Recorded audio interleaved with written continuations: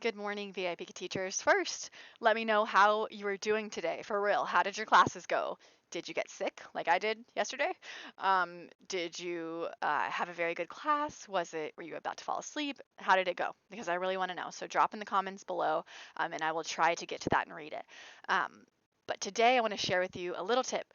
First of all, my name's Kristi, and I have been with VIPKid for almost 2 years now, since October of 2017. And I want to share with you uh, one of my tips. And it came to me when I was teaching. I keep wanting to say chapter, but level 7. I just now started teaching level 7, um, and we are on that slide that was talking about. We were talking about how to give a good speech, and it reminded me of teaching.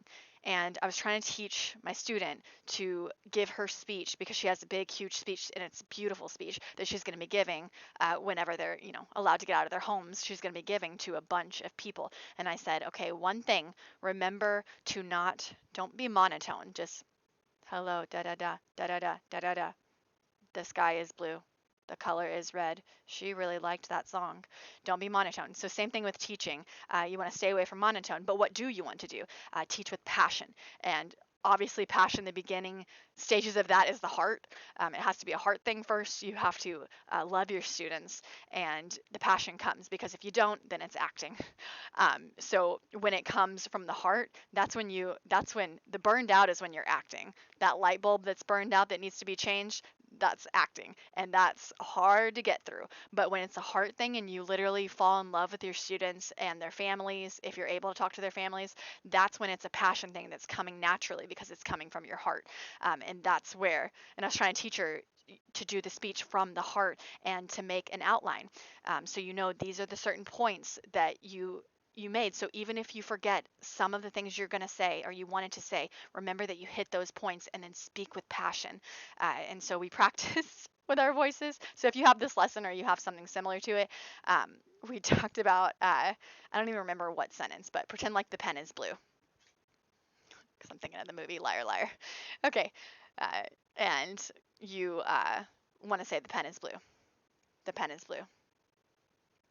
That's super boring. I'm gonna fall asleep. If you've had students that have learned English, but they haven't learned how to, I don't know how else to say it, how to deliver the enunciation. I don't know what the word for that is, but then you might want to fall asleep, and it's just because they're being monotone, because they're just learning. So you don't just want to say the pen is blue. Fantastic, I see that. Tell them the pen, or you can say the pen is blue, so you can pull it into view. The pen is blue, or you can just, if it's just in plain sight, the pen is blue. You can say it in different ways. So same thing with your, you don't want to be fake, but your classes, just saying stuff different and presenting it in a different way can make it to where you don't want to fall asleep, and the student doesn't want to fall asleep because they're probably tired, whether they did something that day or not. Just sitting in the same position for like 25 minutes or longer is exhausting. The level 7, that's what, 50 minutes total? Do we sit like 50 minutes, 25, and then we had a 10-minute break, and then 25, something like that. Either way, it was about 50 minutes more or less. So they need to get up and move. So you can get them to get up and move.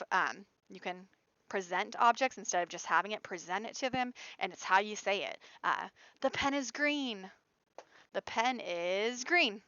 So you can just say it in different ways. So I was trying to show her how to give her speech, and it's very similar to teaching. So if that made any sense to you, I hope it helped a little bit. It's just how you say it, and it's a heart thing, not an acting thing, because I had to learn that, because when you're acting, you're going to get burnt out big time, big time. So just adjust to the student and don't act. That's my advice. And I've been going about 2 years, and it's been so much better in the end because I'm getting to know these students. So I'm not having to fish around as much. I can literally ask them questions and bring in their life to the lesson because they've told me about their life.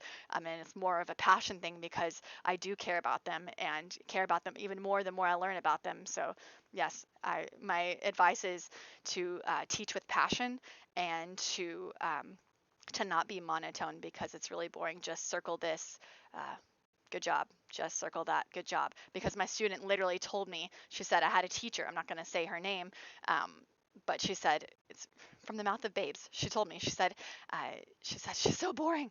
And I said, oh, well, most teachers are probably tired. And when they read, sometimes they don't even know what they're reading because they're so exhausted. They either have a bunch of classes or they have other jobs. They're tired. And she goes, oh, so she understood.